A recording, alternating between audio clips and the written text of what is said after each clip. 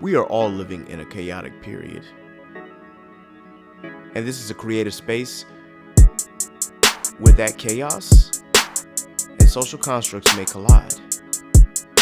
But it is up to us to embrace and celebrate the culture, but to destroy and survive the chaos. Welcome, ladies and gentlemen, to the Chaos Zone, and this is the Chaotic Culture Podcast with Ked the Pro and Law. Please proceed with caution.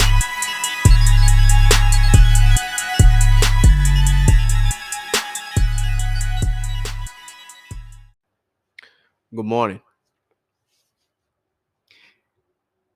If this is your first time listening, I'd like to welcome you to the Chaotic Culture Podcast. If this is not your first time listening, once again, I thank you for all the love and support that you've shown me since I started this movement. Words cannot describe how I'm feeling right now. I think that this podcast is really serving a great purpose to anybody who will listen. And I hope that you gain something from listening today. So this is going to be episode number 8. Now, I did not do this episode alone. Law is actually going to be here at the end of this episode to pretty much, discuss and kind of finalize the final discussion that we had. So it's going to be more like a conclusion. But what I wanted to do with this episode was talk about some things that I would need a different perspective on. So I do have a guest, and I will introduce them in the next segment. Before I do that, just got to be sure that we continue to promote this platform. So continue to like, share, and subscribe to this podcast, whether it be on Spotify, Apple, Google Podcasts, Anchor, Breaker, or wherever you get your podcasts. Share it with all your friends, your family, your loved ones. Share it with someone who is a millennial or who is in Generation Z. They will appreciate what we have to talk about. Be sure, of course, that you follow Chaotic Culture Pod on Instagram. That's at Chaotic Culture Pod for more updates on more episodes and, of course, more podcast-related content. Also follow me on Instagram as well at K3DThePro. You can also follow me on Twitter at the very same name. I'm still working on actually getting the Twitter together, guys. Look, trying to make a social media page is more difficult than it sounds, especially when it's not the first time you've done a page before. So having to maintain multiple pages can be a bit taxing, especially nowadays with the way social media is. Just know that I probably need a break, but we'll not get into that. You can also follow the Chaotic Culture Podcast page on Facebook. You can also follow me on Facebook. My full name, that's Kedrick A. James. A is an alpha, of course. I am not an alpha. I'm using the phonetic alphabet. Let's be clear. I am a member of Kappa Alpha Psi Fraternity Incorporated. Yo to the good noobs. But again, you can follow me on Facebook at Kedrick A. James. If you have any questions, comments, or concerns, if you want your question or your viewpoint to be shared on our podcast, please feel free to DM me, whether it's on any of those platforms, or if you know me personally, you can just always give me a call. I'm not about to put my phone number on here, but still, you know how to reach me. So this conversation is definitely going to focus more about the differences between men and women, and of course, it's not going to get all of the differences. The actual content of that kind of conversation is never ending, clearly, because we can talk about the differences between men, women, and those who are agender, and we can go into that, and it would be nonstop. But specifically between black men and black women, we felt as though this conversation, of course, needed to be had. It. So I went all the way to Richmond, and I found a very, very, very good friend of mine. He's almost like family now, and we did this episode together. So without further ado, we're actually going to get into that. Of course, she has her Instagram page that you can follow at as well, which of course she'll speak about later. Just know that I chose her for this because I needed her voice. I specifically asked her to do this with me because I needed her voice. It needs to be heard because, like me, I believe she's going to do great things in this community. So without further ado, let's get into it.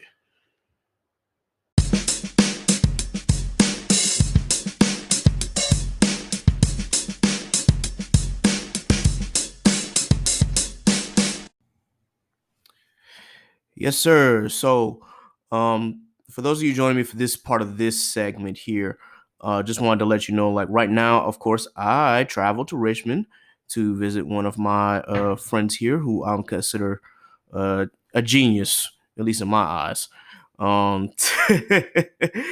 So basically, the way that I met this young lady is we actually were a part of. It was called College Beach Weekend in Virginia Beach, and ended up meeting her and her friends at a hotel with, of course, me and my friends. And you could tell that we were going to hit it off right away because she is such a she has such a brilliant mind, and she's such a good intellectual, and we always end up having great conversations and always having a good time whenever we hang out with each other. So with that being in mind, of course, this was like what, 2018, I believe. Okay, yeah. So that's how we first met. That's how we became like really great friends. And honestly, I don't think that in the last 2 years I've had a better friend who has at least had my back in certain situations than this person right here. So I'm gonna introduce her. Of course, we all call her Ama. Her name is Amakutmati Tahimba, but of course, Ama is for short. So go ahead and introduce yourself, madam. Hello, my name is Ama. You definitely said my name so fast, but we're just gonna stick with Ama for now. Thank you. Genius is an exaggeration. I am definitely an intellectual, but yeah, that's all. Right. So,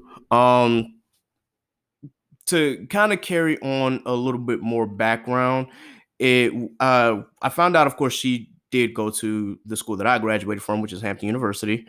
At the time, she now attends Virginia Commonwealth University. What is your degree in? My degree currently is in urban and regional planning. Okay. Cool. And in regards to that, like, what are your actual plans for life? Oh wow, you want me to give you the vision for it? Look, I have a lot of aspirations. Currently, I plan to work for Habitat for Humanities under AmeriCorps. And after I finish this service year, I plan to go into Peace Corps for at least 2 years, hopefully servicing somewhere in an Eastern country because I'm tired of Western culture. But that's nor here nor there. After that, I plan to come back to the U.S. and hopefully get a master's in public policy, and go into the UN working in social and economic development. That's the goal. But eventually, I plan to like plan cities. Maybe run for something eventually because who knows where life will take us. I concur. But it sounds like you do have a great plan mapped out for you, which of course is something that I promote all the time when we're doing these episodes. It's just like, look, if you got something to promote, if you are doing something, like, please let us know, so that way, of course, we can support you in any way possible. So, of course, we see that she has a lot of big plans and big aspirations, and clearly, you know, if once it gets to that point in life where she is able to run for something, I hope that she does, because honestly, the way that this country going, we need more minds like hers, and I guess you could say mine, but we need more minds like her in office right now, especially just to kind of change the mindset of this country, because American exceptionalism is the biggest downfall of this country. But I'm not going to get too much into that. So the main reason that I definitely wanted to get you here, is, of course, we've always had conversations about life in general, as well as just between whether it's us or whether it's people or whether it's what's going on in the world.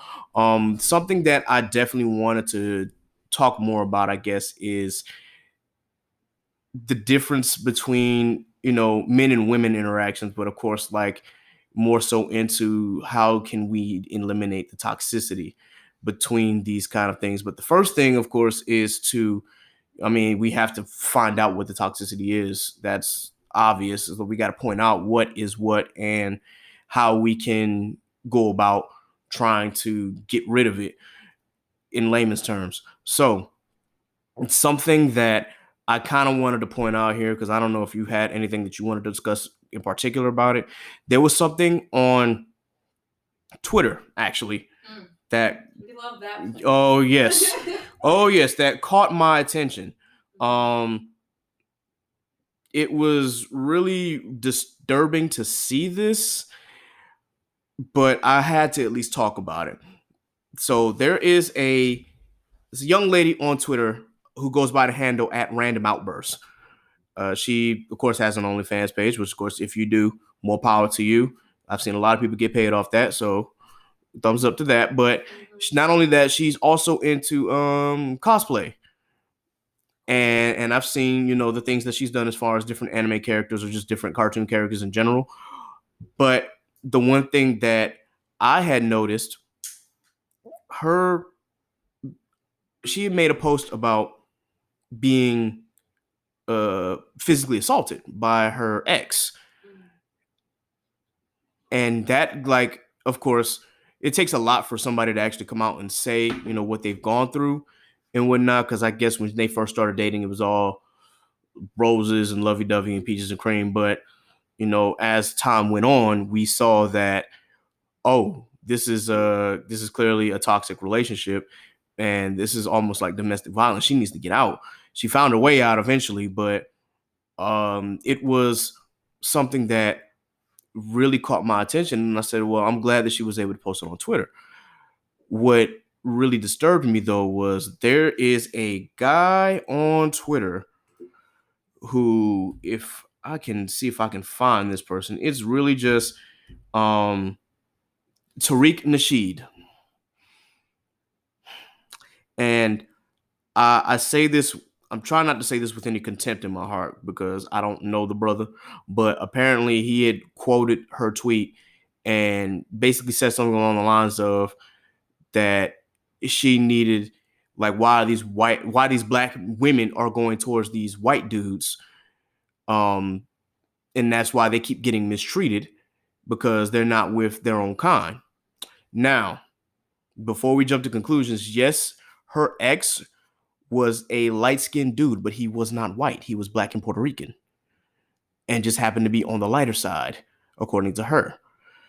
So, but that's not the point, though. I guess the point really is, instead of addressing her trauma and uplifting her, you shamed her because the dude just so happened to look like he was a white boy, and continuously attacked her for that. And that really blew my mind. And I'm like, okay, what is going on with my people? Why are we shaming somebody because they're speaking up? And it's not just this particular instance, but it's in multiple instances. So do you have any idea, or I should say, what is your opinion in regards to the way certain men, and black men included, attacking other black women for speaking up about their trauma? First off, you're asking very deep and provocative, thoughtful questions, and you just hitting me with them, and I'm like, dang, wait, let me write it down for a second. So I'm gonna ask you to re-ask your question. You're saying, how do Black men deal with their trauma? Could you ask me? It's more so like, why is it so? More so like why Black men are attacking Black women who are, talking about their trauma. Mm-hmm. I think this goes back to why in Western culture we attach our race and our color to everything we do. Mm-hmm. And in reality, especially when it comes to, I feel like, sexual assault, that is a definite like man and woman thing.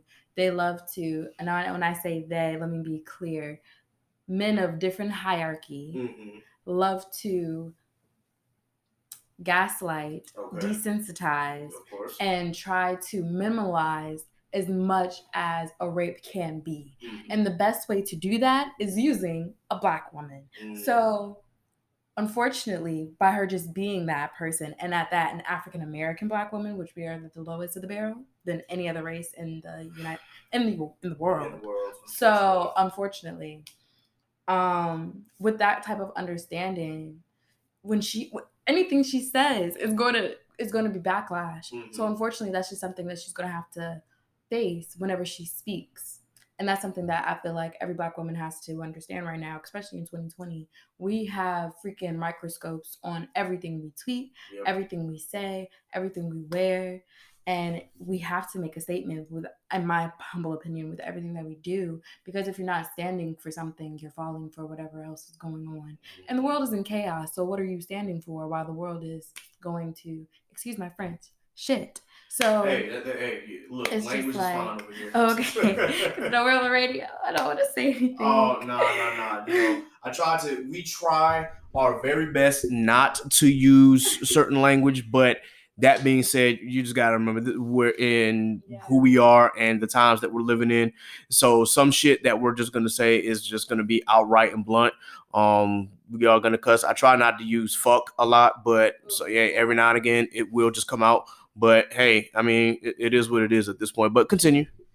No, I just feel like our most basic thing, it really comes back to race at the end of the day, because everything, the way we communicate is based off of our race. The way we talk is based off of the cultures that we live in and that we confide in ourselves into. So it's like we're really based off of our own environments. And if that's the case, and you know that you're different, mm-hmm. that should empower you to want to make more change and better change and create avenues for everybody to be more, I don't want to say equal, because it's really not about being equal. It's just about being like more equitable at the end of the day. Yep. And that's what we need to be about. So that's just where I stand. Hey. Cool. But trauma in the Black man and the Black woman, go to therapy. We all need therapy, and we need to start normalizing that. Mm-hmm. And that's what I believe on that note. Gotcha. In regards to like the hierarchy, this is kind of a follow-up question here. Do you feel that the consistent gaslighting and undermining started with the Atlantic slave trade and the mindset of separating the Black family, or do you think it goes back even further than that? I mean, I can only go as back as I know, because history has been diluted into so many different ways that at the end of the day, a book is even an opinion.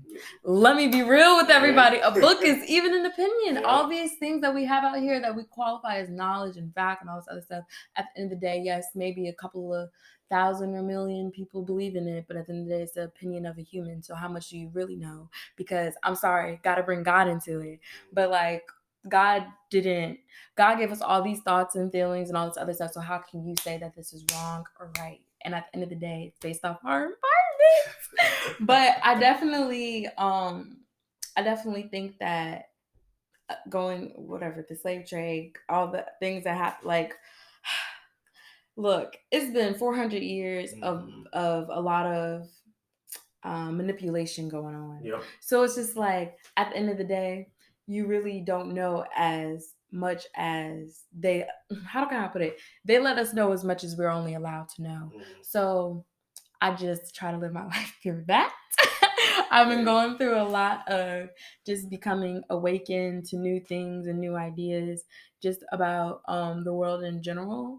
So I feel like that's why I've been giving a lot of open-ended questions. I'm not trying to stand on anybody's side because at the end of the day, everybody has a right to their own opinion. So Very true indeed.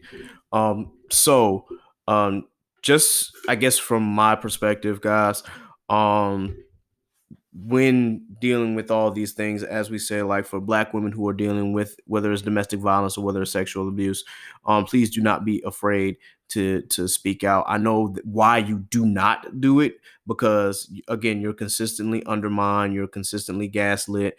It's a consistent problem, especially Black women. Like, we try to say to believe all women, and of course we want the facts to come out so that way we can make a correct judgment on the case.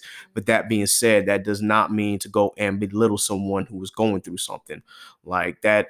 I don't understand the concept of um again belittling somebody just because of who they have chosen to date at that time, or maybe because of the way that they speak, or maybe it's just because of the way they act. Like, I've never understood that. But unfortunately, there are people out here who just take pleasure in making sure that the next man or the next woman is beneath them because of whatever trauma that they got going on. So with that in mind, guys, just please continue to speak out. You're always available to, of course, talk to me about it if you want to talk to anybody about it. You're free to contact me if there's something that you want to speak out against, or if there's something going on in your life that you want to speak up about, so that way we can address it properly. You want to say something real quick, yes, I just also want to reach out to the Black men out there because I know you guys are going through it too. I know there's women out here who abuse you, who manipulate you, who are obsessed over you, and they call it love. It's not love. Love yourself. Drink some alkaline water, and go meditate and really figure out your feelings because y'all have a lot of feelings that y'all don't like to talk about. Go to therapy. That's actually brings me to my next question. So I guess we've seen in our lifetime, and probably even the generation before, that for whatever reason, it just seems that to be a man, especially a Black man, you gotta like hide your feelings. You can't, cry when you get hurt or when you're hurting emotionally. You can't do a lot of things that otherwise somebody might say is quote unquote feminine. So I'm trying to figure out, well, why is it that Black men aren't free to express themselves? Like, why is it that we have, been doing this so long as far as bottling up our feelings and our emotions and our trauma to the point where it becomes destructive? Like, where did this come from? Man, I just want to shout out to this book that my mom had me read when I was younger. It's called They Stole It, We Must Return It. And it goes into, bro, so much detail about how we were culturally bred to hate each other. And how it's crazy when you sit down and think about it. Okay, so basically, way back when in slavery times, the men, they're basically like bulls, because they're like cattle to them. So they were bred to sleep with as many women as they possibly could, and then immediately moved to a different farm in order to be detached from that family. So never being able to create those bonds, and then the mother being there forced to raise all the kids that they're now held with, having to be that, what is it called, that yin without a yang, or it's the other way around because I'm really not sure right now. But anyway, either way, you have that imbalance within the household immediately. And you're talking about this is going on for generationally, and they reinforcing it through Jim Crow laws, and then reinforcing it again through segregation and all these other different dots that I could lead up to. And even now and today, like even through the music that we listen to, we hate each other. Oh, especially Black women. Fuck these niggas. I'm sorry again, but that's all you hear, especially on Twitter. And I'm really trying to get out of that because I used to be a certified city girl, and I can say that proudly. But I'm trying to get out of those type of mindsets, because how are we supposed to grow if we're constantly hating each other, if we're constantly bringing each other down? And I just feel like it's been embedded into our DNA to do that. So it's really hard, and I get it. You have to rewire yourself and rewire your thinking. And that's a lot, and that takes a lot, and you have to consciously do it. And people don't understand that to consciously be that open and aware, you just realize more things. And the white man don't want you to realize all those things. And it's just like, how are you supposed to, if a society is bred to hate you, how are you supposed to love yourself and love this other person that looks exactly like you but in female form? But at the end of the day, I believe that the reason why we're at such a disconnect emotionally, our young men are at such a disconnect emotionally, is because y'all were constantly told not to cry. Y'all were constantly told growing up, like, your emotions don't matter, you don't matter, your feelings don't matter. And then given things, accolades of achievement to claim that this is what a man is. Like, even sports, y'all literally glorify these men that are tall and athletic and all this other stuff because y'all just love them so much. And it's just like, they literally, like, the male ego is fed and bred off of that. And it's just like, to me, it's hilarious. I mean, as a woman, I feel like we're just a little bit more complex. I'm not saying that other women don't find those things fascinating and can be just as what is it called, direct, or that simplistic. But at the end of the day, I just feel like they've only given men a couple of options to be called men. Like, women, we have all these different ways, and uh freaking, I don't know, they just have a lot. And it's just like, but then they limit women in the terms of working, so it's just like, it's a lot of gender bias going on, especially when it comes to, like, I feel like, emotions. So I feel like women, we have this I'm doing a sphere, but they can't see me. We have this bigger sphere of emotions, and then our logic is probably like, like this big. Like, it's a decent size. We can make logical, emotional decisions. That's what women do. We see a lot of different sides of things, especially on emotional. And men, they have this large, I feel like, sphere of logic. They only see what's this, what's straight, what's a square, what's that, like. And then they have this small sphere of emotional, again, everybody's different. Everybody's sphere can be different because we all have been bred in different ways. But at the end of the day, I feel like those are some basic things that we all hold. It goes all the way back down to, I feel like, when we were hunters and gatherers, like, we had those spheres, but they were bred in a different way so that we were more based in community, and we were more based in the knowledge of self, So I feel like that's why we all have all these problems, is because we just don't know who we are. Like, especially as Black people. Yeah, very excellent point there. Do you feel as though that this is why certain men get praised for having certain accolades, i.e., like having sex with a lot of women, as opposed to the women who, if she has sex with a lot of, I'm going to say, people, that she's looked at as, a slut or a hoe or just not desirable? I feel like those standards are changing as we get older, but they're still prevalent. It's just so hard, because it's just like, I feel so many different types of ways, because when I was younger, I would be like, I'm allowed to wear whatever I want. I'm, da da da da da. But as I'm getting older, it's like, yeah, maybe I should cover up. Da da da. It's just like, it's so many different sides to the story. I just feel like, guys, especially when it comes to their height, unfortunately, is one of their I feel like, biggest downfalls. And women, we glorify that, and then that also determines, I feel like, why a guy feels like he can't, I don't know, it really goes back to me, like, to, like, our natural instincts of why we pick the people that we're with, and why we believe that these people will be who we want them to be. And at the end of the day, everything is based back to I feel like like our not fight or flight, but like our instinct to like want better, need better, want more, like it goes all the way back to that. And I feel like that's why that's I don't know how else to put it. Like that's why it's the way that it is. Um I feel like for women, it's just hard trying to date people and then you get all wrapped up entangled in an entanglement with them. I'm sorry, I had to use it. No, I had to use it earlier. Just go ahead, throw it out there. Entanglement with them, it's just so much easier to like open yourself up and think about kids and wanting to marry them. I mean, I know a lot of girls don't feel this way. Some girls just want to get their nut. Let's be real. And we all have I just feel like at the end of the day, we're adults. We all have our whole moments. Like, what's wrong with that? But I also feel like guys, they're not okay with being with the person just for their greatness.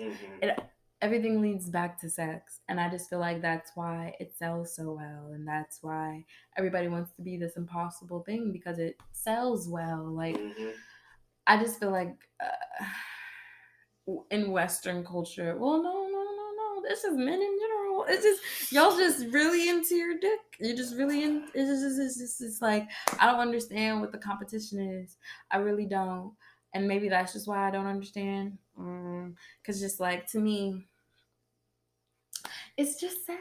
Like, y'all just be hype. Y'all just be hyping it up. I don't know. But I definitely feel like women, just be yourself, but be cautious, because guys are evil out here. And I guess the main reason why I brought that up as well is looking again, going back to Twitter, especially Black Twitter. We see. I don't know if you heard Cardi B and Meg Thee Stallion just dropped their song WAP, or excuse me, I'm gonna be explicit here, wet ass pussy. But you know, and in all honesty, like I saw some tweets, and of course dudes are, I guess, a little upset because they feel like, oh, all the women are rapping about is sex. And I'm like, in my mind, I'm thinking, but sex has always been a part of art since who knows how when. So why do we even care? Like, especially in rap, niggas talk about fucking another girl almost all the time. So why is it a bad thing that a woman is talking about the same thing? Like, where do we draw the line? And the other women like it. So why are you stopping our music? We want to be hood too. We want to listen to that too and not feel like, dang, you talking shit about me, nigga. Why you rapping that? I want to be like, yeah, nigga, let me give me. But I'm also trying to grow out of those standards. But at the end of the day, when Meg come on, I'm a hot girl in my room. I was literally just listening to it. And I feel like those things are empowering for women to be able to get out of our shell and talk about sex. We've never been allowed to talk about it. So let us talk about it. And honestly, we talk about it better than you, because you don't even know what you're talking about. And we know what we're doing. Because you already know. I just feel like women are naturally better at sex than men. And therefore, since we are naturally better at sex than men, we can... And Meg is bi, so she got both sides. So come on now, you know you like it. Why are you mad? I'm sorry. That's it. Hey, look, it all boils down to this, man. Like for those in regards to that point, look, as she said, sex is sex, but I mean, sex is art, and as long as we have artistic minds, sex is always going to be a part of it, and that has been true since the beginning of the Renaissance and before. So, you got any other comments? I'm sorry. Also, another point is, y'all comment on things you don't understand. I bet none of y'all had those albums downloaded of Megan, because Megan doesn't just talk about her ass and doesn't just talk about sex. She talks about a lot of different things, and so does Nicki Minaj, and so does Cardi B. Y'all don't actually listen to their albums. Y'all just hear this on the radio, and that's unfortunate, because you really don't understand those women until you, I feel like, actually hear their music. And this is exactly why I don't just stand a song. I'm like, okay, I'm gonna listen to an entire body of work if it's available to me. So it's kind of really hard because, as you said, women understand sex better than men, which honestly I believe is the truth. From Not even going to go into my experiences, but just from my observations, I understand that women know the intricacies of intercourse a lot better than a man would understand who's just trying to get his nut and just do what it do.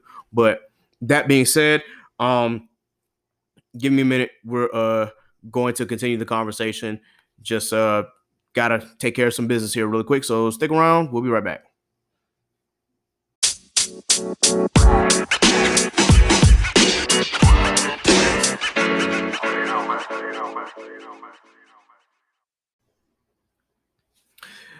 So Ama, what I'm going to ask next, in regards to men versus women, is probably going to be a little more explicit than our last conversation, because I think we were talking more about um, trauma within Black men and trauma within Black women, but you had mentioned something about women being better at sex than men.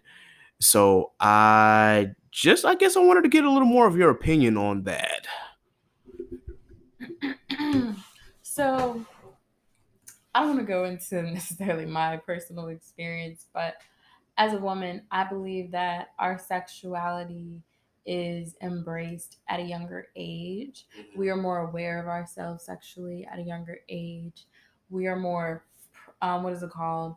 Well, I can't, again, I can only speak from my perspective. I don't know what guys go through in terms of sexually and how they're preyed upon, but women are preyed upon at an earlier age than most men are. Absolutely. And because of all of that, we have to become more aware. And in order to even enjoy sex, because most men, I can only again speak from experience, um, are only concerned with themselves when they're performing sex and not understanding the different values and aspects sex can really go to. You can use sex as an energy to empower yourself and create more like creative energy for yourself in all different types of ways. There's books on how to use sex for manifesting things in your life. Like it's a very powerful act that we treat very lightly and at a casually. It's I don't know what, and as if it's just something regular and and we really try to normalize it in a nasty way, like not in a passionate understanding way. There used to be temples of women who literally gave their bodies to men after war in order to heal them and make them better and embrace them. That's that yin and yang that we never use in this Western culture, but it's okay because we're all learning new things and different aspects of ourselves. But I mean, I just feel like when it comes to women, not all of us, but some of us have a deeper understanding of how sex is supposed to be and how it's supposed to go and what you're supposed to be feeling.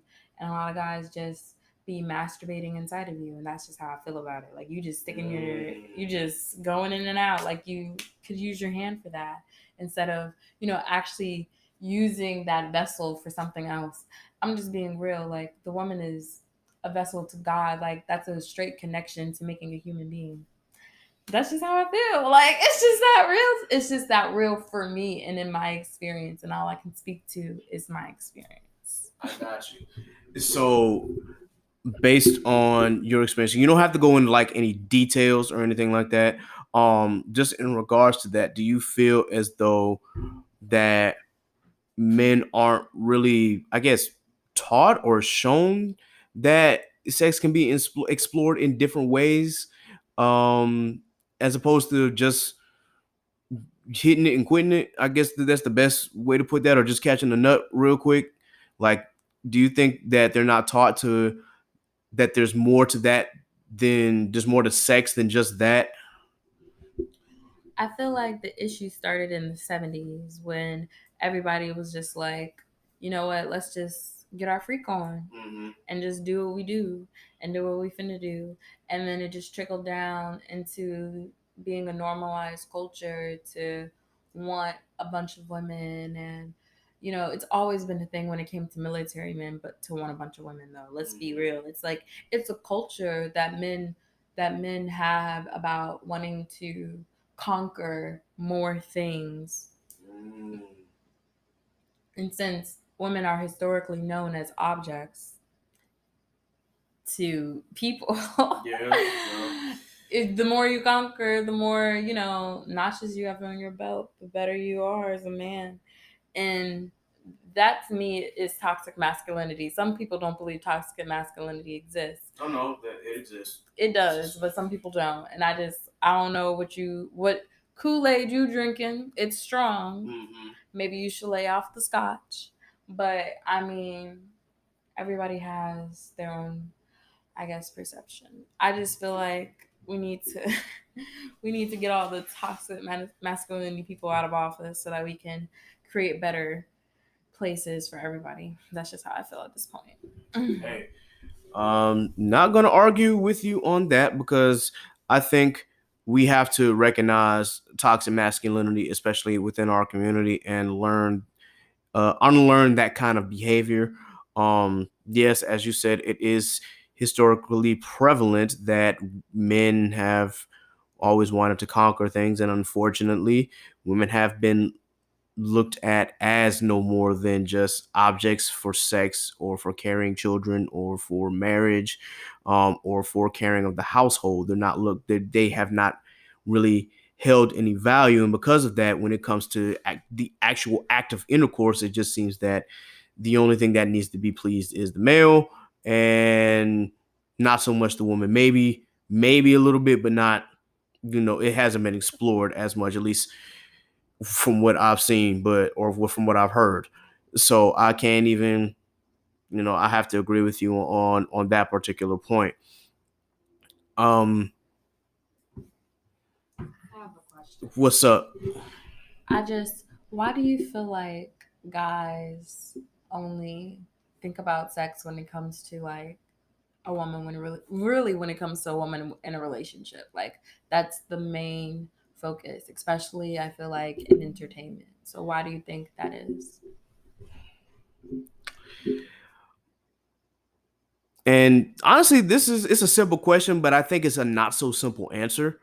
Because I think for me, from my experience, I've always wanted more than just sex, but I think what it is that it's normalized in our culture that when it comes to getting with a woman, we obviously just want to, just to fuck, for lack of a better term here, because I want to say it boils down to, part of it is hormones. It's just like you got to do something like quick. You got to find the next available thing to just have sex with, because like you're raging hormones when you see some, like a woman with big breasts or a big ass, or a pretty face, like that could be part of it, but I can't really explain like in detail why that is.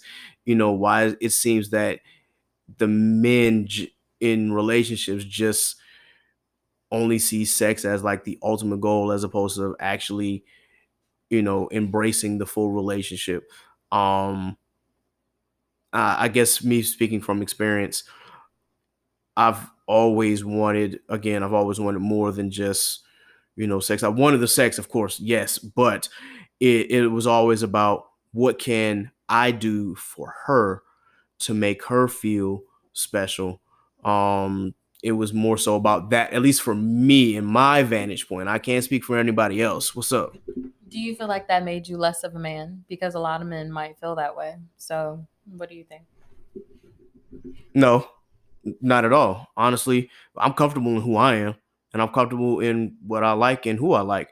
So if anybody has a problem because I want to please my woman more than myself, then that's obviously, that I mean, that they can have that battle with themselves, because I don't hold an explanation to anybody. That being said, I've never been told that I was less than a man because of the thoughts that I've had. At least I would hope that no one would make those assumptions about me.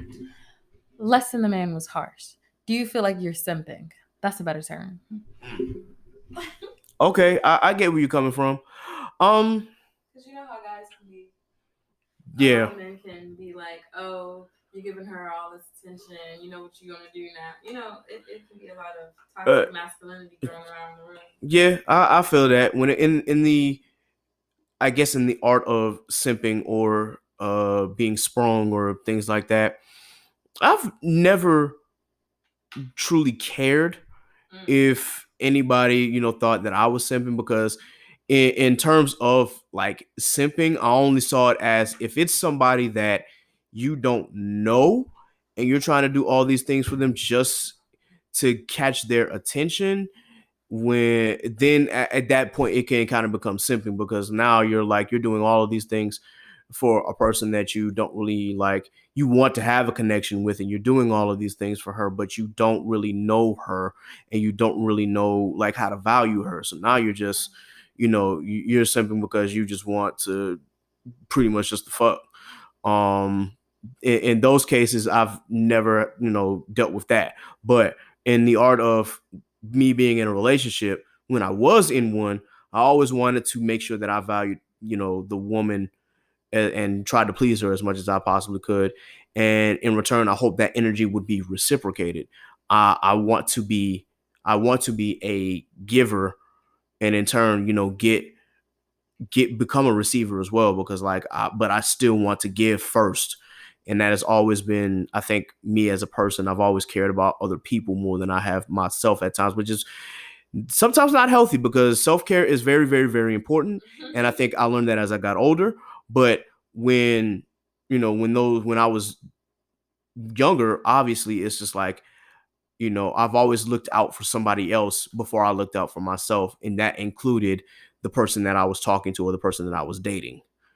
So I obviously, we have these things about being sprung or simping for um another person, but I think it's very important that we learn more about our significant others or somebody who we're trying to, court, obviously, because it's important that we exchange, as you've said before, like it comes down to exchanging energies, and it comes down to having that balance of being yin and yang. Because if you don't, if it's one side is getting all the benefits and the other isn't, that's a parasitic relationship. It's not mutually beneficial for either party. It's just beneficial for one. And that's something that I hope, at least with our generation, is slowly but surely, starting to come to an end. But you still got those folks out there who just want all the benefits, but don't want to put in the work, or want all the benefits of being, having a girl, but don't obviously don't care about her and whatnot. They just, it's all about what they're getting and not what both of you can bring to the table. So at least that's just how I view. I can't really speak for anybody else, but that I guess I'm thankful to have a great mother and a great father and a great brother who taught me these things. So I can attest to that. I definitely feel like a lot of my things have had to be self taught. I've had a great mother, a great father that have led me down different paths to show me the way. mhm. But I definitely feel like a lot of my research and things that I know now are because I had to self teach myself. I feel like a lot of Black women struggle with that because I'm not speaking to my mother in this instance, but because a lot of older Black women love to put younger Black women down for some reason. I'm still Mhm. not quite sure why, but I definitely feel like it's because they feel like we have more opportunity than they have in this Mhm. lifetime, and way more independence. Yeah. Because I know 20-year-olds out here, 19-year-old women out here getting their bags, Yeah. like really about their money.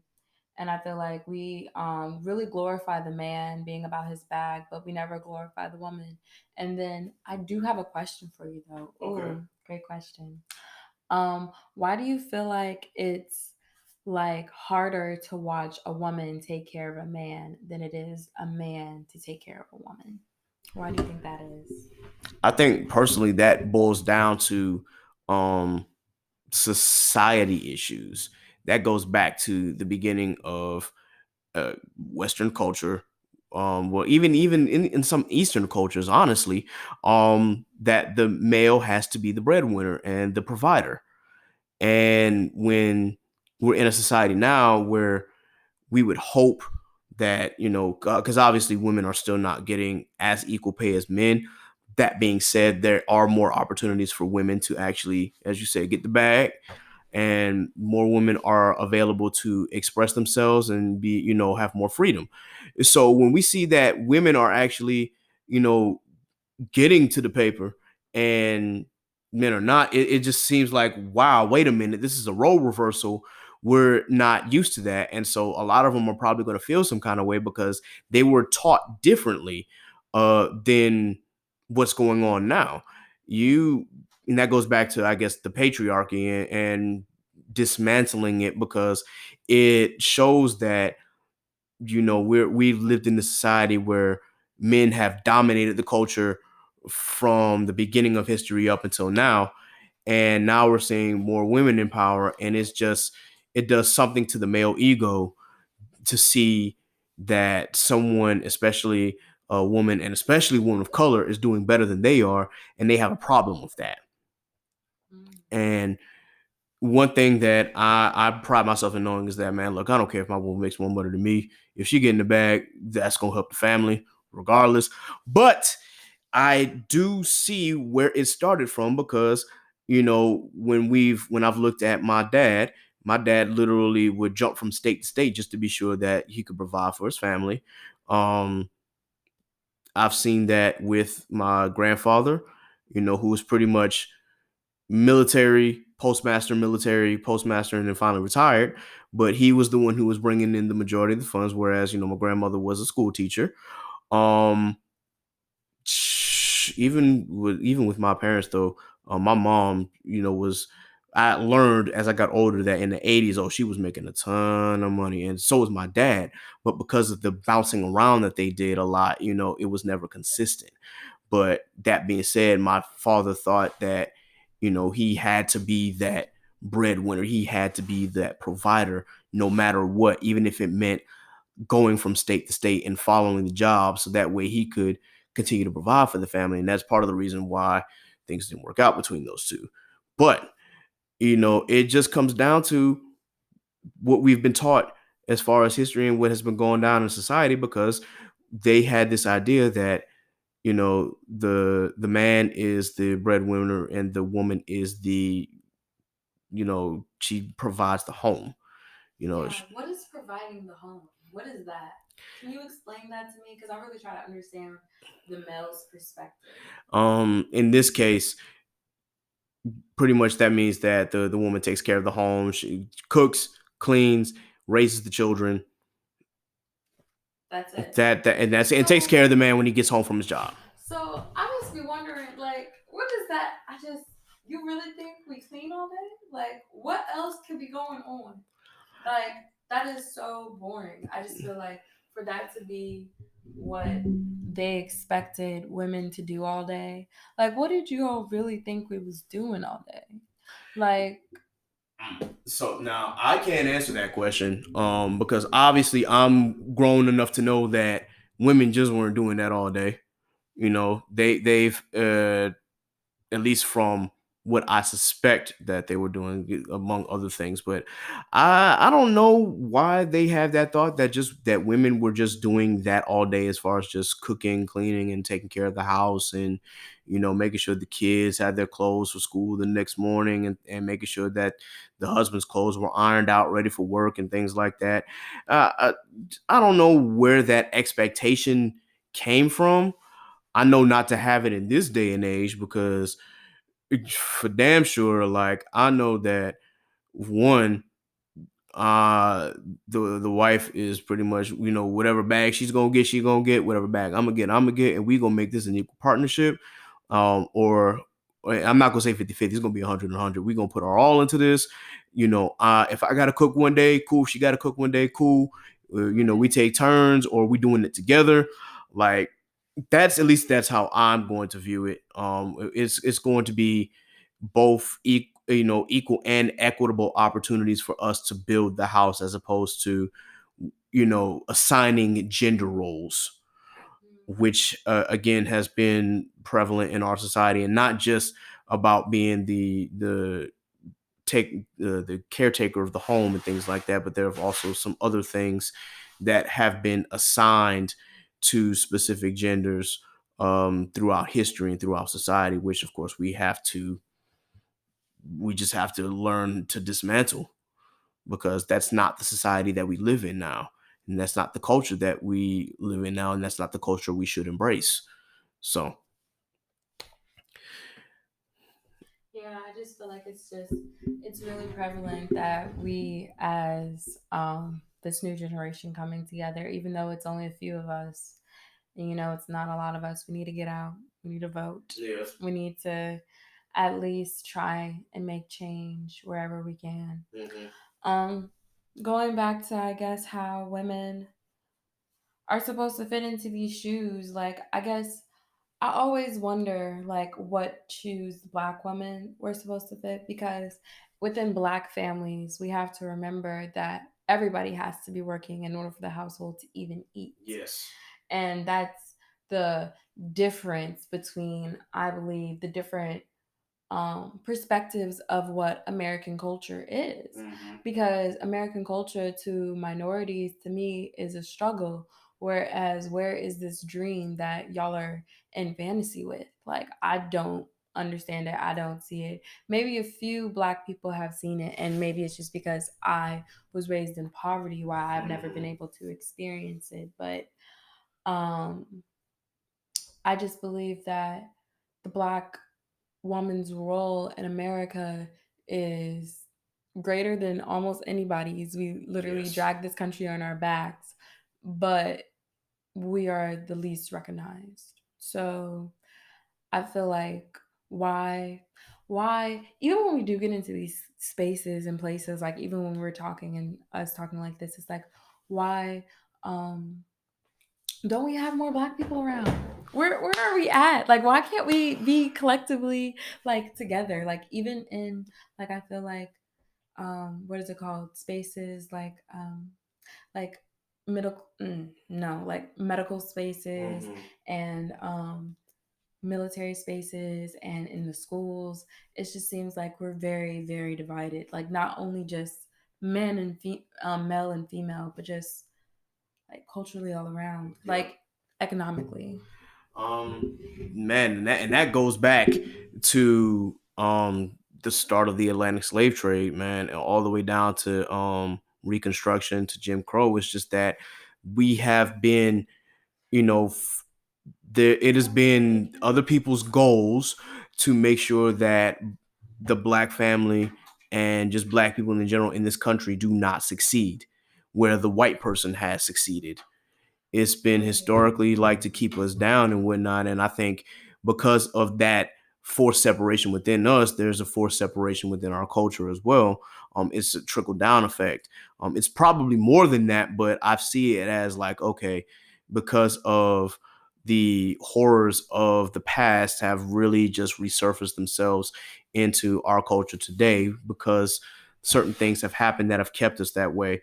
Um, as we you got There are not a lot of Black people in the medical or even on the field of law, and we want more Black lawyers, we want more Black judges, so that way they can see and they know the kind of society that we live in. And um because when you have like these jury of your peers, quote unquote, who are white men and white women and white judges, they're only basing it off of their society. They're not basing it off of what we have gone through.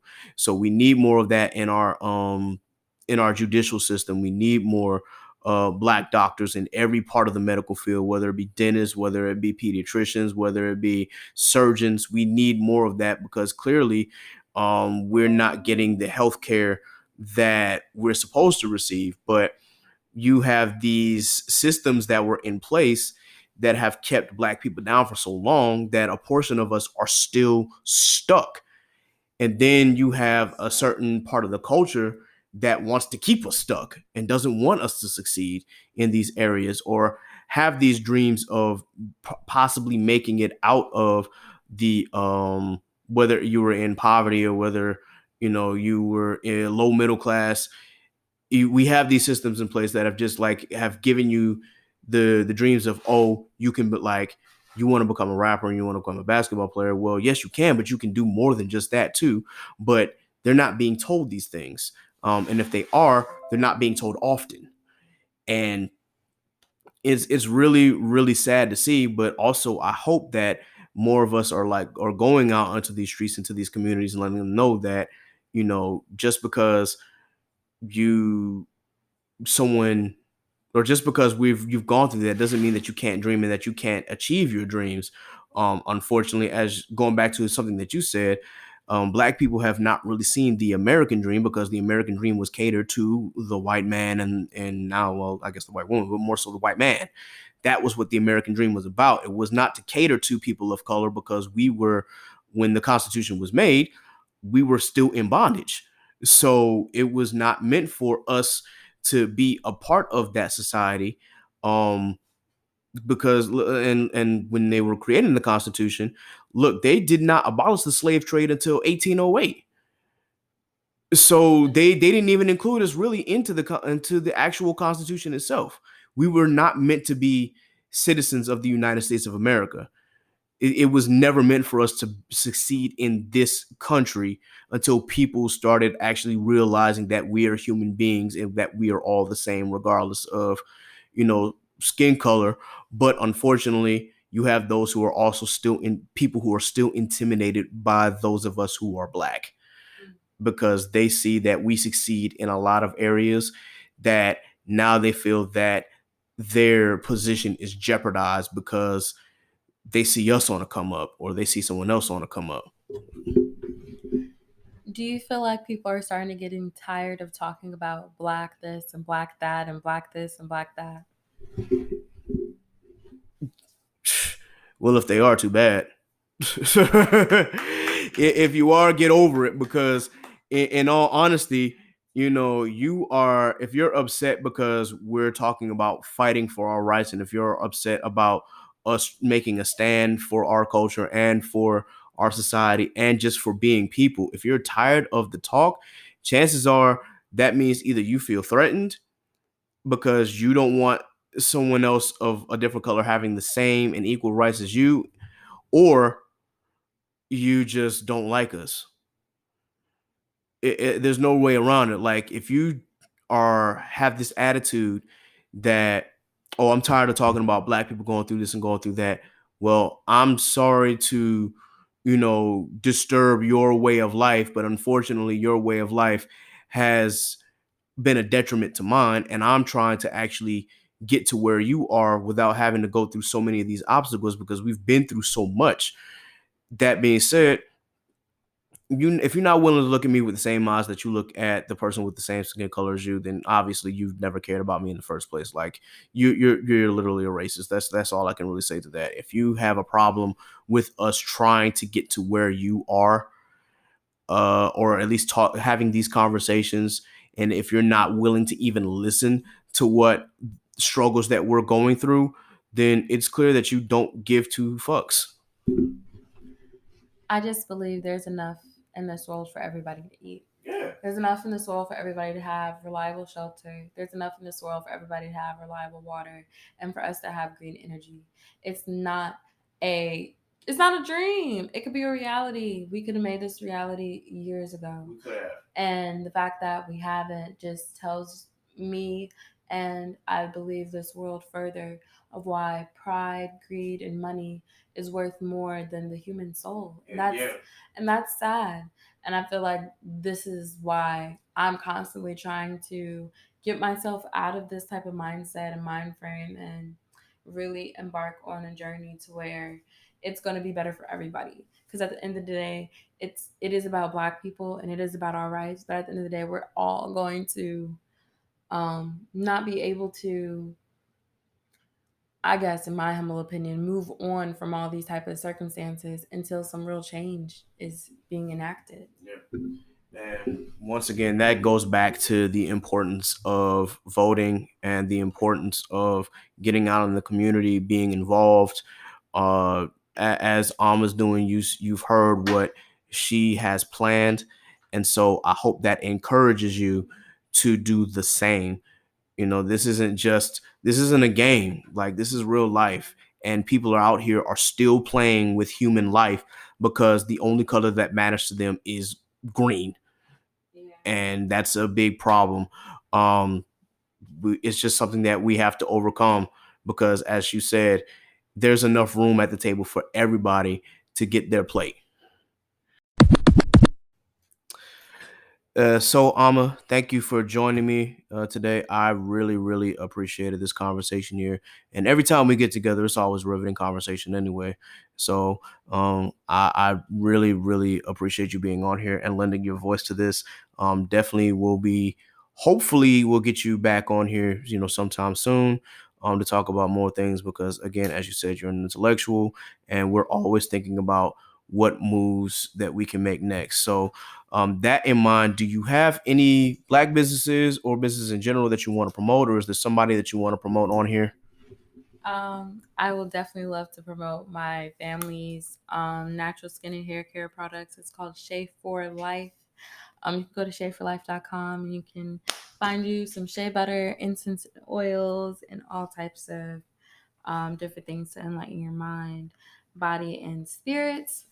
Me, I can promote me. Follow me on Instagram at Ama_island. That's Ama_island. Yeah, just I would love to hear, what people have to say. I would love to hear topic ideas and what you guys want to talk about. And that's it. Word. Once again, follow her at Ama_island on Instagram. With that in mind, I will be right back, guys. I'm actually going to continue part of this conversation with my co-host here, so don't move. I will be right back.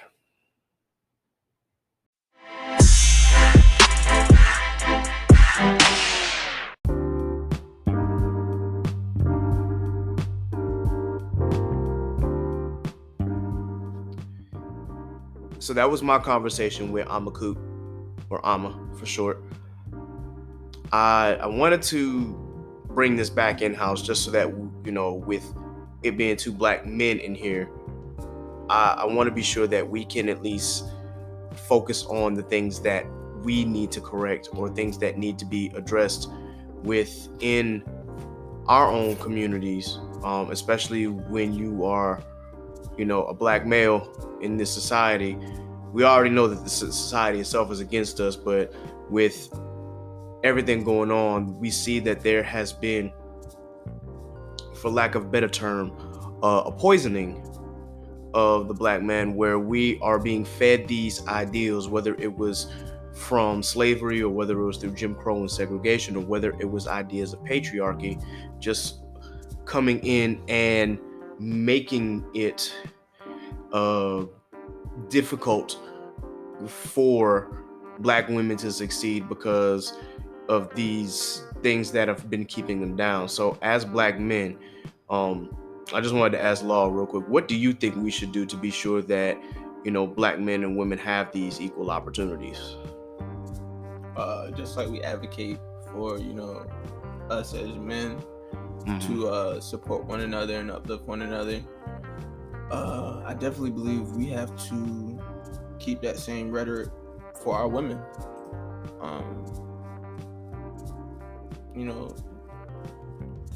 Uplifting their ideals and their beliefs so that they can stand side by side, not one in front of the other. Mm-hmm. When we do say equality for everyone, it's that to the literal sense that we are holding each other to the same standards.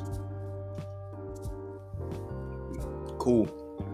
That actually brings me to a point that it seems that Twitter has been having a lot of content lately, but one thing that I saw was there was an episode of what is that show where we got hip hop heads and their wives, and there's a doctor who actually is like trying to help them out with their marriages, and I forgot It's not Love and Hip Hop. Is it but I know Marriage Boot Camp? I think that's what it is. So, yeah. Yeah. Because I think DMX was up there with his wife. Yeah, so it's the Marriage Boot Camp Hip Hop Edition. And something that I saw, or of course the clip that we saw was Vado. Vado assaulted his wife in front of everybody. Well, we know Tahiri can be problematic in some of the things that she says and does, but that was no excuse for him to go and attack her the way that he did. And it's just like, wow, okay. So literally, of course, the doctor himself had to separate them, but one thing that I didn't notice was that all the other men didn't do, step up. And a lot of women on Twitter were upset about that, saying that, if a man doesn't jump up when he sees another man assaulting another woman, that's a problem. Now, my first reaction to that was, well, is it more so that they didn't want to get involved, or is it more so that they were so shocked that they didn't know what to do because they weren't expecting it? I'm thinking that it was probably a mixture of the both. With anybody's relationship or marriage, if you are not, licensed or close to that relationship, you kind of mind yours. You know what I'm saying? Yeah. Granted, in this situation, was it right? No, but I think it could have been dealt with in a different light. To the idea that none of the other men stepped in for the same fact. That's not their relationship to intrude upon, but at the same time, as men, it should have been a factor or a point that you are standing up for the lady. Now, in the same rhetoric, if she was, running off her mouth, which still doesn't make it right,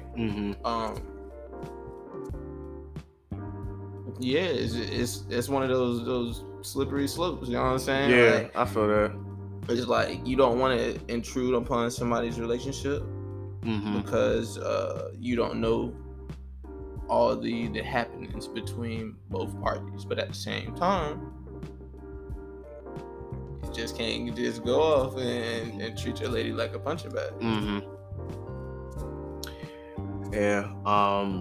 In all honesty, and I get where I guess that mindset is that you don't want to intrude on another person's relationship or marriage because it's their business and whatnot, and you don't want to get yourself involved because again you don't know all the things that have gone on.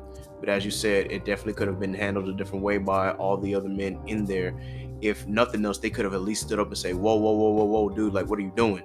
Like chill out. Yeah. Because it was unnecessary, the way that he reacted.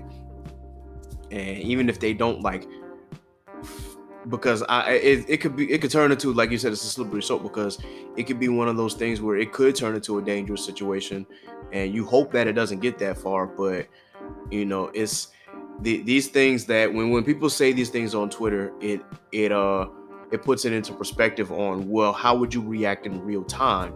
Because there are men in there who are just like, nah, it ain't my business, I ain't gonna get involved in that. And then maybe there are some who are in there that were like, whoa, wait a minute, what are you doing? He needs to stop, but just didn't get up in time.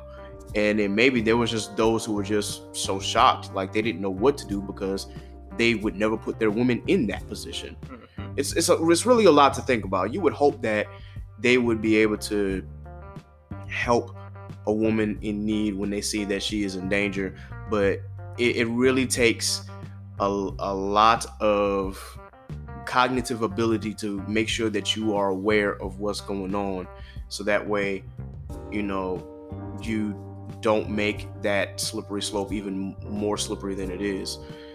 That being said, I know for me, if I were to see something like that, even if I don't grab him off of her or anything like that, I may at least stand up and say, yo, get off. And if he doesn't, grab my phone and be like, all right, I gotta call the feds.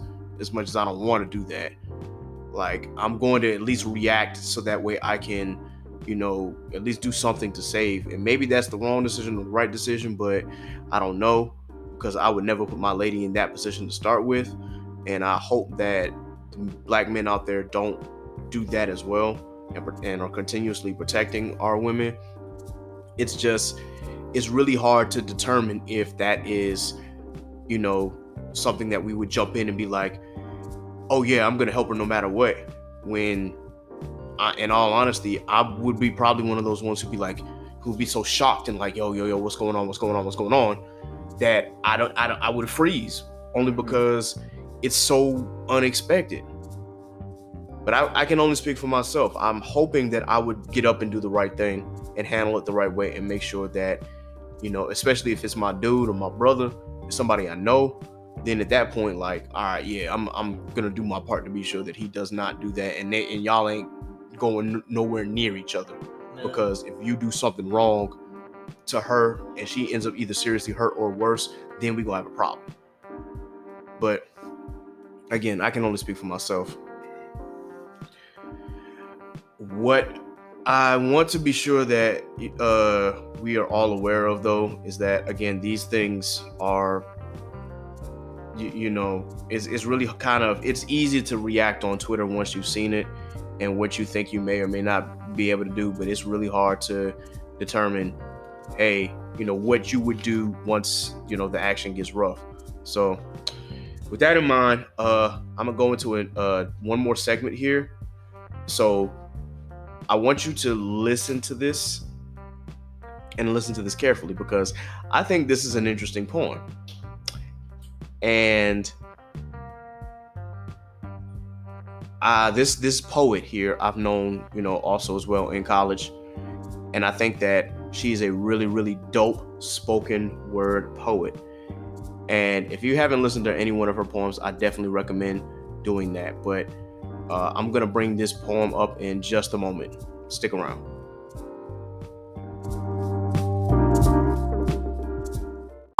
You could never guess that we were exes. And let me tell you exactly why. Let me explain how deranged and disgusting you are. Exhibit A to X, Z, and Y. See, you treated me like an experiment, an accessory, expendable. The pain is astronomical, unmendable, so incomprehensible. So you know what? You're expeditiously excommunicated. I mean, you're an ex I can't communicate with. Your misuse are exhausted. You just want to get X-rated. You sold your own dreams and broke your own expectations. And you know what? Your explanations, they never add up. You're so messed up and I'm exasperated. You pretend like our love was an exaggeration. And I'm so fascinated by all your fibs, fallacies, and your imagination. I'm bad at math, but I can't X you out of this equation. But you know what? That man should be subtracted. I mean, that man should be redacted. Girl, don't text him back, sis. I wish our bond could be extracted. Sometimes I wish we never had this. Sometimes I wish it never happened. I wish our magnets weren't attracted. Ooh, I need to stop giving you power, turning all my X-Men into X-Men. Too much venom in my throat to suck and lick the next men. You're like an exam, cause you're always really testing me. See, my ex is like a demon, and I'm in need of an exorcism. Deleting all my texts with him. Thirst trap and post those special pictures. Those disrespectful pictures, right? See, the best revenge is to look explicit. I mean, the best revenge is to look exquisite. Carefree captions capturing it. Oh, I look so good without him in it. So you wasted time. You can't have my minutes. X Games, yeah, I'm back to winning. You held me back from the beginning. I feel so cozy in my skin, and every time you enter, I wish that you would exit. I hope we find healing in the next chick and the next scar and the next stitch. How many girls you gotta mess with to get the message? Masked as a blessing, but you act like a lesson. I wish you never expressed interest in connecting, because sometimes it's like just when I think I left this, it's like you're right there and ambidextrous. It's so perplexing. And I should have discarded your memory, and instead I defamed it. And I want you to earn it. Like The Weeknd, Ooh, you weaken my standards and still never meet them. Burn memories, but you can't take the heat in. You're rooted in me even if you are leaving. Took my breath away and now I can't breathe. Cause your voice is like cigarettes, like a death without weed effects. See, he'd expect that I never have the balls to tell him off or the ovaries to say I'm over you, I'm over weed. But see, now I finally do. And yeah, I've been stopped messing with you. You know what? You shouldn't even mess with you. And I'm still tired of losers and leeches and liars. But you know what? We're not exes, we're expired, extinguished, exhausted, and exactly the strangers that we strive to be. Yo, hold up. Bye. So what you just heard was a poem by Jerry Ray, the Exes poem. Let me know what you think about it. It definitely puts a lot of things into perspective, especially when it comes to toxic relationships. In her perspective, of course, it deals with the toxicity of her male counterpart. And you can tell by just the words that she says and from the emotion that she puts into her poem that a lot of times her exes, at least from her viewpoint, it seems that her exes have always brought something toxic to her that she has to find a way to cleanse. And I think in our society, we just have to be cognizant of how to eliminate that. I mean, granted, we're not perfect. Nobody is. But when you look at it from that perspective, we have to find ways to treat our women better, especially for those of us who are, cisgender, heterosexual men. It's not hard to be able to put your woman first. It shouldn't be difficult anyway. And yet, we also want to receive something in the end as well. But I'm hoping that, again, that the two could come together to create a beautiful, harmonious, and beneficial relationship. But you can just tell by her words that it's clear that she was suffering. She was angry. And for good reason. Because more often than not, there's a lot of, especially black men out there, who take this kind of loyalty for granted. Now, there are those who are out there, because I don't want to portray a stereotype, because there are a lot of them out there who will treat their women like the queens and goddesses that they are. I'm just saying, in terms of us as a whole, we have to strive to be better.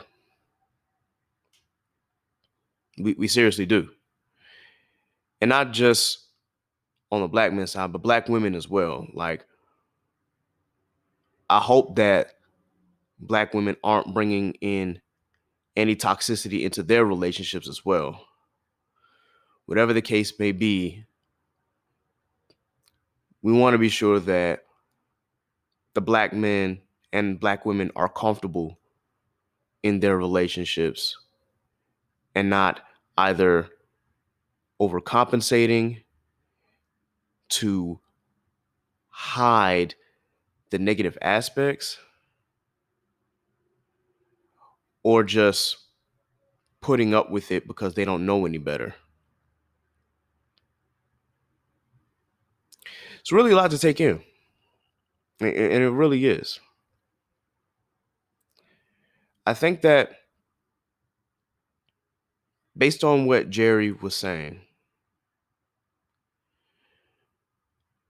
we have to be able to overcome those negative implications and those negative aspects and the overall negativity, brought into those situations and flip it back on its head. And let them know that no matter what, we are going to be valued and appreciated. even if it means finding someone else or just being by ourselves. Whatever it takes to heal, whatever it takes to flourish. Anyway, I'm going to go ahead and continue the conversation with Law. Don't move.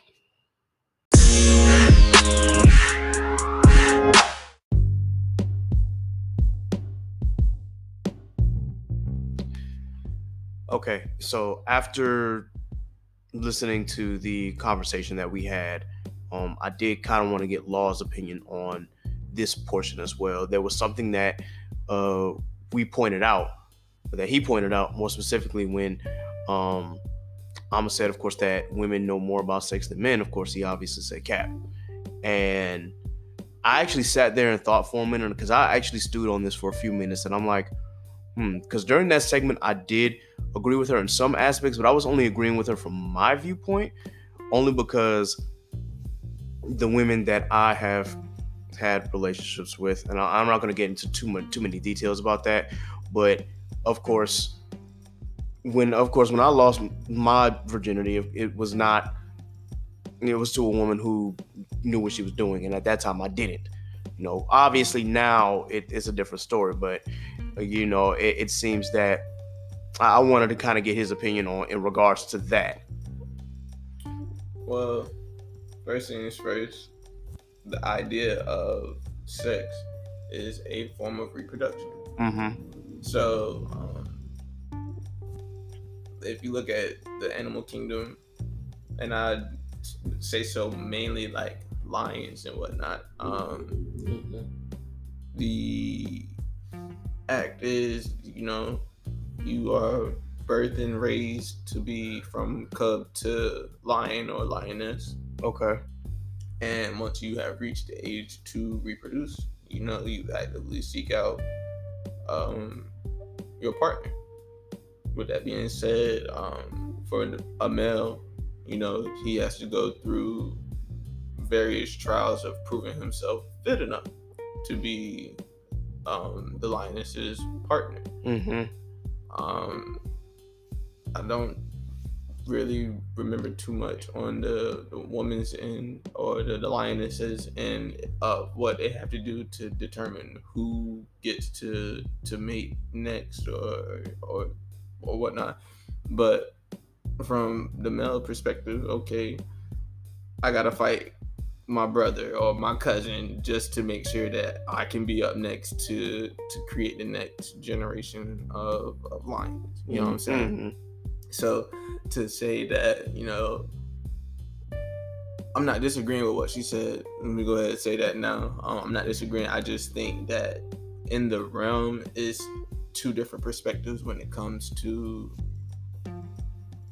procreating. Okay. You know what I'm saying? Yeah. Each party has to go through their own trials and tribulations in order to meet the mark. And nobody knows their body more than yourself. Okay. And I think that's really what it boils down to. Now, when it comes down to finding a partner, or if you just want to live your best life and be single, as we say nowadays, if all you're looking for is a good time, not a long time, then live your life, do what you gotta do, as long as your intentions are clear. But I think moving forward, like when you are in a relationship or if you're in a entanglement, the amount of effort you put forth is the amount of effort that I think would be matched. Okay. If when it really boils down to it, I actually had a conversation about this, maybe 2-3 months ago. A male that is trying to lock a female down in a good way, is gonna give his 100%, if not more, even though that's not possible. But you know what I'm saying? Like, yeah, I feel like the only reason why there would be a presentation of half-ass sex or bullshit sex is if the intent isn't for in better or worse terms, for longevity. Okay.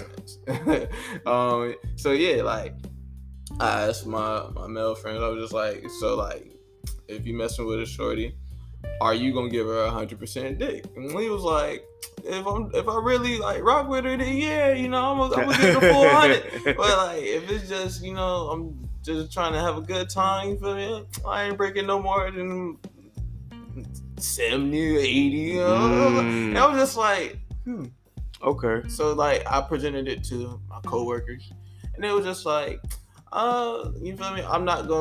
They was like, I'm not gonna put myself in a position to be labeled weak.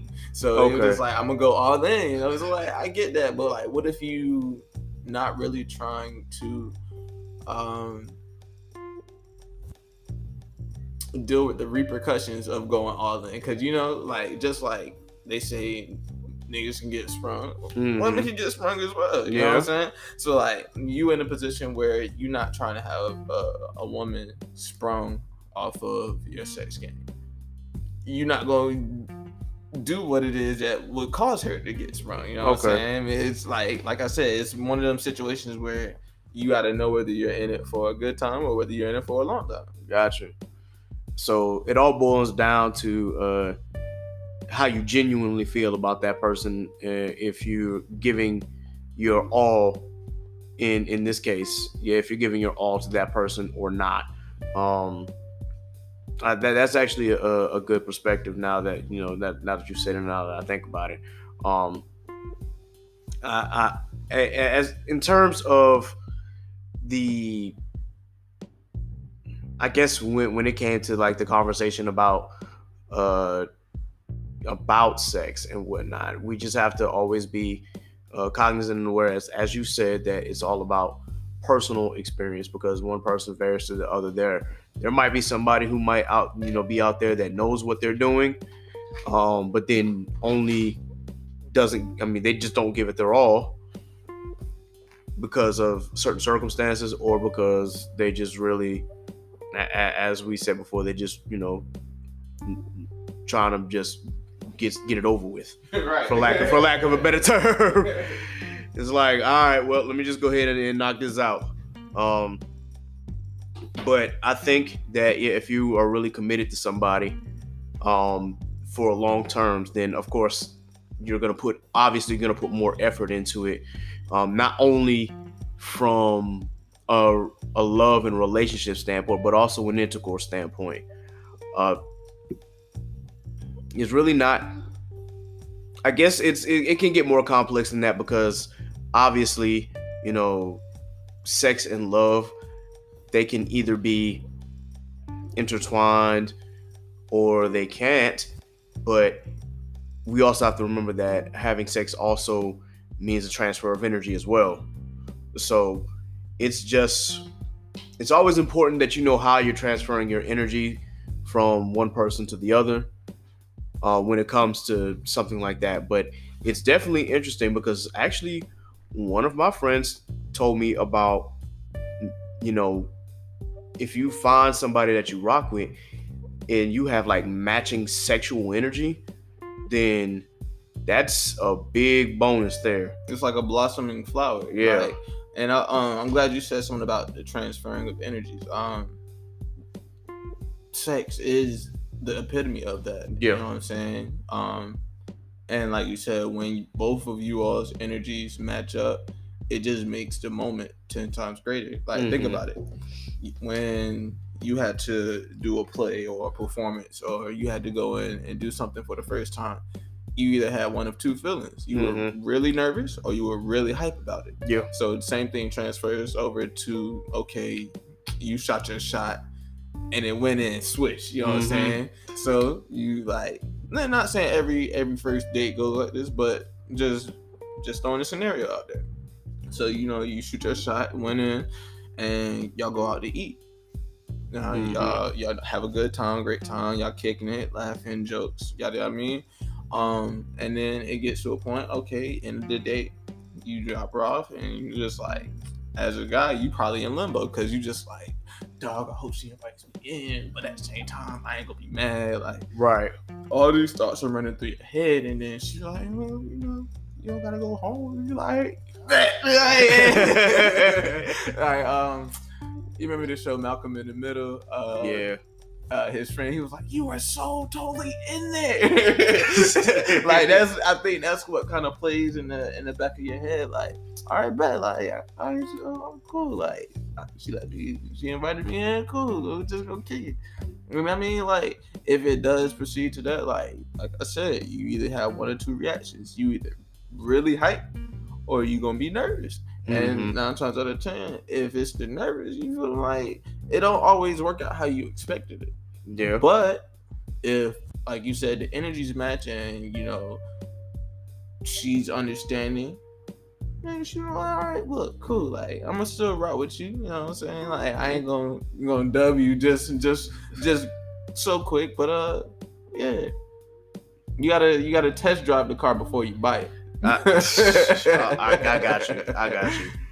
Hey, last question, and then we can kind of wrap this up. So, I guess in terms of sexual energy matching one another, or in this case, just the act of sex itself, because I noticed that there are a lot of people who want to do, you know, just different things other than, you know, the penetration and whatnot. Do you believe that it is important to know your partner, or even just to know even if it's just a one night stand? Do you think it's important to know them just to at least have a decent time in regards to intercourse, like as far as knowing what they like and what they dislike when, you know, doing certain things in sex? Sex is a form of communication. Okay. So if you can easily communicate what you like and dislike, the same is going to roll over into terms of having sex. You know what I'm saying? I think, and this is just coming from my perspective, I think that it is a benefit when, you know, if y'all are doing the do and you can be like, all right, yeah, like, this is what I like. And, like, it's not a form of, like, leading, but more so just, like, yeah, do that. Like, okay. All right, you know what I'm saying? Like, you locked in cognitively to the act. And I feel like if you can link mind and body for both parties and bring that linking together, it just makes the experience that more enjoyable. Okay. Good answer. And going back to when you say, like, sex is a form of communication is also important as well. Verbal communication is also important as well when dealing with that. We always say, you know, consent flows only. Right. So, you know, if it's a no, just leave it at that. If she verbally consents and says yes, you're good. There's something that we used to say a couple years ago: mind over matter. If she don't mind, it don't matter. If she does, just leave it alone. Leave it alone. It's important, and that goes for women as well. Look, if a man says no, just drop it. And I said that was the last part, but it brought up something else in regards to the consent, because I saw something where it was on HBCU Confessions, and the woman was I guess complaining because she's like, y'all take this consent shit too seriously, because I was, you know, I wanted, I set up she set up an appointment pretty much to have sex, and she was trying to play hard to get, and she said no, but she wasn't serious about saying no, but still no came out of her mouth, and he just went to sleep, and she got mad. and I say that to, like, yo, look. You stop playing around, y'all. We are grown. We are grown. And honestly, like, you cannot do that when it comes to sex, because look, we are not trying to catch charges out here. We are not trying to do that. So if you don't want to do something and you say no, of course the two of us in here are going to be like, cool, I'm gonna leave it alone. because I don't want to violate you in any way from not only a sexual standpoint, but also a mental standpoint. I am not trying to destroy who you are. So if you give me a no, even if it's a playful no, I'm backing off. So Like, make it clear what you want. As you said, as we said, sex is a form of communication, but it also is verbal as well. The verbal part is very important. If you are serious about wanting to do it, make it known. Don't just sit here and act coy and try to play hard to get just because you want to have a little fun with that person. Nah, that's not how this works. You know what they say, you feel me? Closed mouths don't get fed. Exactly. But sometimes you gotta risk it to get the biscuit. You know what I'm saying? Like, if you don't shoot your shot, you miss 100% of the shots you don't take. You know what I'm saying? So, like, if you feeling somebody and you feel like, all right, maybe this is my time, shoot your shot. The worst thing that can happen is they reject you. You know what I mean? Rejection is gonna happen on a daily, whether it be work, whether it be you shooting your shot, whether it be you applying for a loan, applying for a house. Like, you're bound to hear no a million times in your lifetime. Yep. And the worst thing that you can do is let that break you down. Yep. And at the end of the day, you hear no, you know what I'm saying? Just take it for what it is and move on to the next. Because at the end of the day, you still have endless opportunities to finding your right match or your right time. You know what I'm saying? Exactly. Also in terms of consent as well, also know that men, if there's something that you don't want to do, make it known as well, because I'm not saying that one happens more than the other, but look, men also get assaulted as well. It's still out there. So if there's something that you are not comfortable with when you're with somebody, or if you're not comfortable having sex with that person, then the woman should be able to respect that decision as well. There are a lot of women out there who, if you tell them no, they're going to, get upset with you about it and like make complaints. And I've seen videos of this on Twitter, and it's just like, wow, this is real rape vibes right here. Like, look, man, rape goes both ways. Women have historically and still continue to this day suffer more from it, and it's more common that a woman will get assaulted, but that does not mean men don't also get assaulted either. I don't know if you saw the video, but a young gentleman had went down to Miami for spring break, and I guess he was doing like his blog or his vlog, and he basically was going around asking different young women. So you pull up on a dude or a dude pull up on you and you want to have sex, but he'd be like, no, what you gonna do? They would just be like, I'm gonna just grab it, I'm gonna just do this. I'm just like, nah, that's not the response. Because if it had been reversed and a dude told you, oh yeah, I'm about to just come up touch your breast, you've been like, no, exactly. You know what I'm saying? You just gonna be like, that's not how that's going down. Right. So like, I think when it really boils down to it, that we should just, like I said, be open with your communication and be open with your intentions. You know what I'm saying?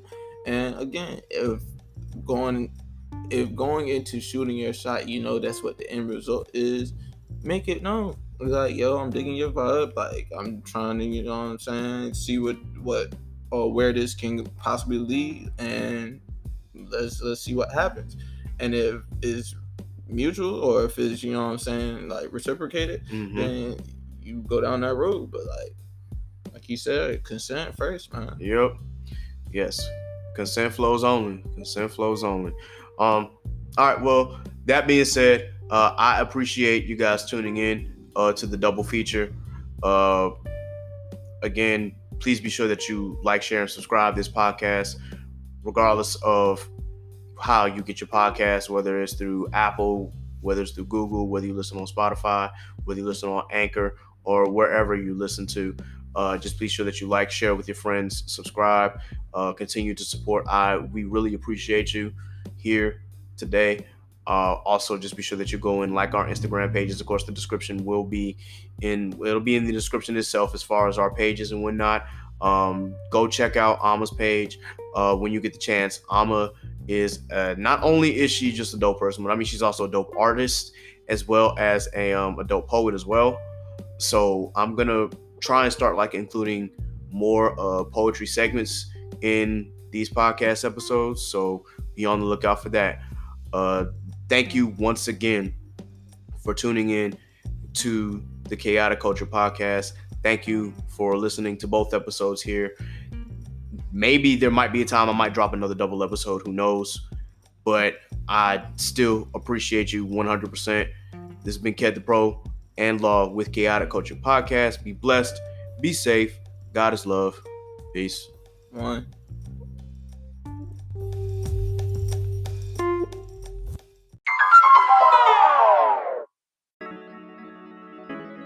Thank you for joining us on this edition of the Chaotic Culture Podcast. If you enjoyed this episode, be sure to like, share, and subscribe to our pod and check out previous episodes as well. Go ahead and follow the Chaotic Culture Podcast page on Facebook and follow at Chaotic Culture Pod on Instagram.